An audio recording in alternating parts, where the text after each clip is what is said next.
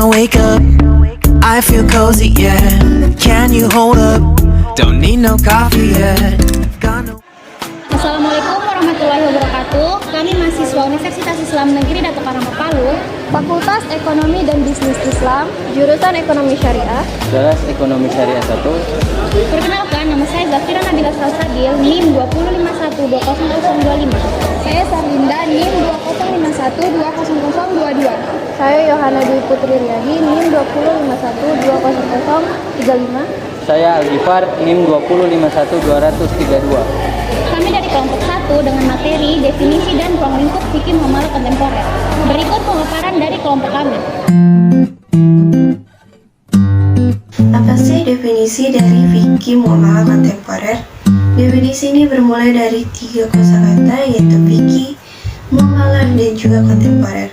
Fikih adalah pengetahuan tentang hukum-hukum syariat yang berkaitan dengan perbuatan dan perkataan mukallaf yang diambil dari dalil-dalilnya yang bersifat terperinci. Sedangkan muamalah merupakan semua hukum syariat yang bersangkutan dengan urusan dunia, dengan memandang kepada aktivitas hidup seseorang untuk saling berhubungan antar sesama manusia. Jadi, dapat dikatakan fikih muamalah adalah pengetahuan tentang kegiatan atau transaksi yang berdasarkan hukum-hukum syariat mengenai perilaku manusia dan kehidupannya yang diperoleh dari dalil-dalil yang terperinci. Lalu, apa itu kontemporer? Nah, sedangkan kontemporer secara bahasa memiliki makna pada waktu yang sama, semasa, sewaktu, dan pada masa kini, atau yang dapat diartikan sebagai modern maupun kekinian. Jadi, fikih muamalah kontemporer adalah aturan-aturan Allah Subhanahu wa Ta'ala yang wajib ditaati, yang mengatur hubungan manusia dengan manusia dalam kaitannya dengan kehartabendaan dalam bentuk transaksi-transaksi yang modern dan sesuai dengan zaman kekinian.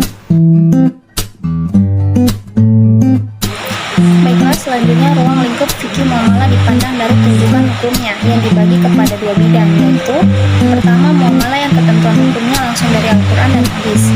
Adapun bentuk muamalah ini adalah dalam hal perkawinan dan akibatnya seperti talak, idah, rujuk, warisan. Demikian juga dalam hal pengharaman khamar seperti babi, anjing, dan riba, sehingga tidak dibolehkan transaksi pada bentuk ini. Demikian juga dalam tindak kriminal seperti pencurian dan perzinahan.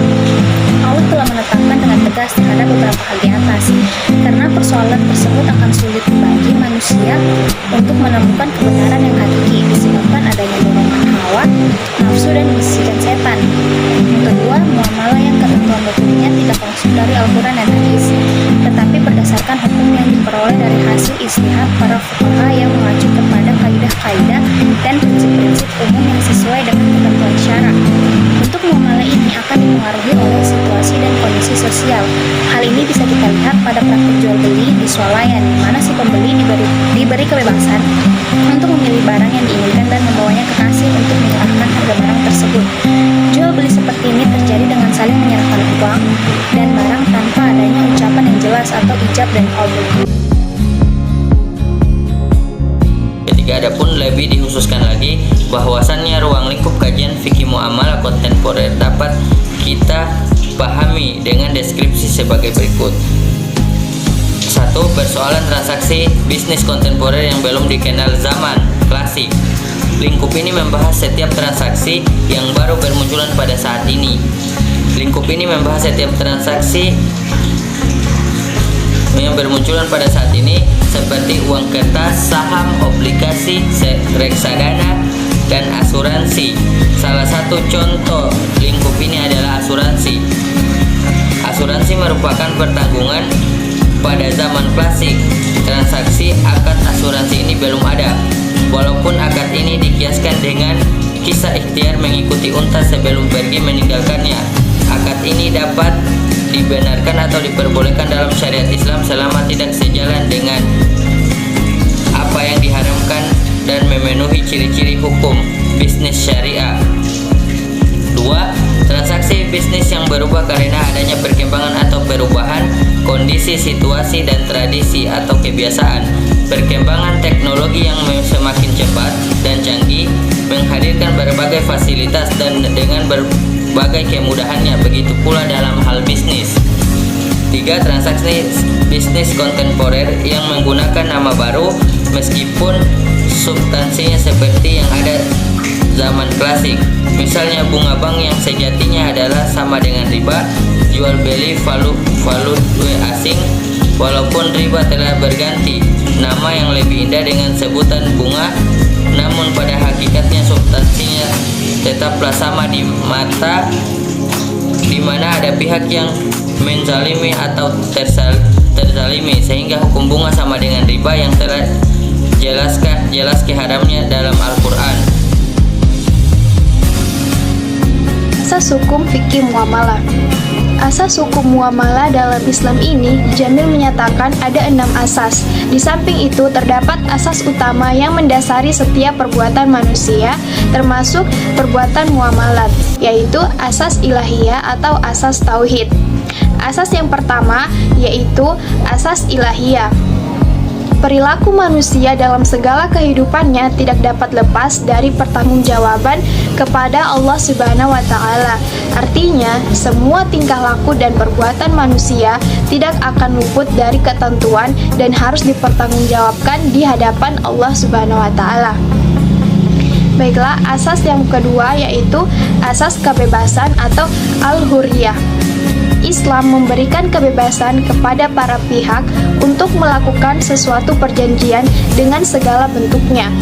Kebebasan di sini bersifat tidak mutlak. Kebebasan dapat digunakan apabila tidak bertentangan dengan syariah Islam, sehingga perjanjian tersebut boleh dilaksanakan. Dan yang ketiga yaitu asas persamaan atau kesetaraan, al-musawah. Maksud dari asas ini yaitu manusia dalam melakukan muamalah selalu berinteraksi dengan orang lain dan dalam memenuhi kebutuhan hidupnya dengan melandaskan pada persamaan dan kesetaraan. Kemudian asas selanjutnya yaitu asas keadilan atau al-adalah.